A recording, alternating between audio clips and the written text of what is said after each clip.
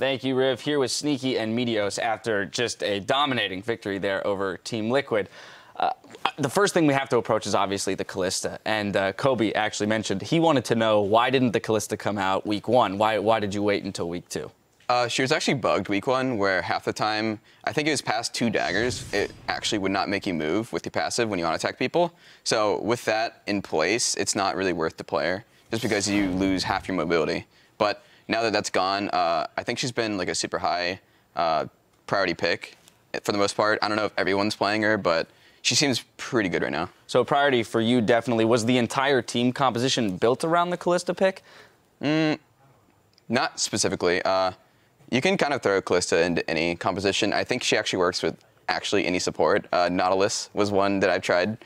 Some guy named Stuntopoulos played it in solo queue. I was like, oh, this is pretty good. It got me a lot of kills. Very interesting. Meteos, though, I noticed you guys picked up the Vi, Lissandra, champions that would normally be huge threats to Kalista. Being that slippery mobile champion, like in terms of using her passive to kite, those targeted abilities like Lissandra ult and Vi ult would generally be picked up to target Kalista. And you guys seem to be very methodical in your champion select. Was this like, no matter what, this is the comp we're picking? I don't know if it was so much we went into it with these 5 champions in mind, because a lot of stuff can happen during the draft. It's really hard to get 5 champions when you go into it, because they can pick it, they can ban it, whatnot. But we sort of all we had a really bad week last week, of course. And so coming into this week, we're like, okay, let's just try to find something we're comfortable on and just like give everyone champions we can play. Pretty straightforward comp, you know, just like dive in, kill everybody, give Sneaky a champion you can carry super hard on, and it worked out. Let's touch on that last week, just because you brought it up. You tweeted out yourself that those were some of the worst games of your professional career. How did you guys diagnose the issues that came up in week 1, and then within 1 week, seemingly, you know, rectify a lot of them? Well, I still think we have some issues. It's just, I don't know whether it was the break or moving, but somehow we're just sort of not on the same page all the time. And that's something we really focused on this week, just, you know, making sure that the right calls are being made, the right calls are being followed.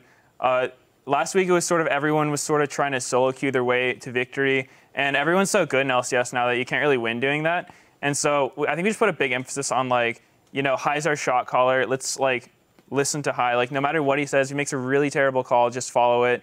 And that's sort of what we went with today, but his calls were all good. That being said, you guys have had some of the best early game play out of any of the teams within the the first 3 games of the season that we've seen.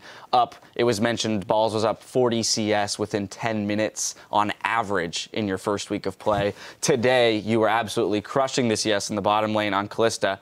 Do you guys feel like if you do fix some of the shot calling and communication issues that you have, that with that early, leads, the early leads that you secure, you can just roll through right back up to the top of standings? Well, it seemed like through those advantages that we got in the first 2 games, we could have just taken the game from there. And there was just issues that, like with shot calling and stuff, that we just weren't listening to. And it seemed like we could win games. And I don't know if it will rocket us to top through those early games, but obviously it helps to be ahead early. I don't know. We still have some issues that we need to work out. I do want to touch on it. Team Liquid's coach actually tweeted out about this match, saying 2 all-in comps, whoever wins the first team fight is going to be pretty far ahead. Unfortunately, they didn't come out with that first team fight win. Do you feel the same way about the way that game was set up in terms of T-comps, or do you think that there's a little more to it than that? There was a lot of setup for the team fights. I felt like we were pretty ahead before the team fights even happened, actually. All right, we have a replay of one of those first team fights up in the top lane. Meteos, I'm going to toss this one to you. It's about 20 minutes into the game. We're going to pull it up on your screen right now. Sneaky, you end up securing a double kill here. But, Meteos, I want you to walk through, just because you guys are making a hard move to the top lane here. Were you expecting this all-in engage from the Leona Gnar? Well, what happened here was Sivir was super pushed up. And we sort of have this joke when we're playing against Liquid, is our strat is tilt Piglet, and because he was behind, he started pushing, and we're like, oh, he's probably like doing a tilt push. I bet his team's not super set up for this. So we just went for him. They sort of were set up for it, but not as set up as they should have been. So we actually got a really good fight here, and we just, killed their divers. Jarvan and Gnar jumped in. They weren't as tanky as they could have been at this point, just because we were a little bit ahead, and then, the fight went really well for us. Now, utilizing the Kalista ultimate is something that's really difficult, especially in solo queue. I mean, I was playing with somebody the other day, and it completely caught me off guard. Given the fact that you at least have voice communication, how much of that chatter pre-fight is you to Lemon Nation about when you're going to actually ult him, and who's calling for that? Is it High calling for the Kalista ult? Is it Lemon calling for it? Is it you calling for it? It's actually Lemon who calls for it if a team fight's going on, because I can't actually look at his life pool. So if he actually says up, up, up, up if he wants me to pick him up to save him. So he just says that, and I'll hit R the second I hear it. And then besides that, if a fight's not actually going on and I want to initiate, I usually just throw him in.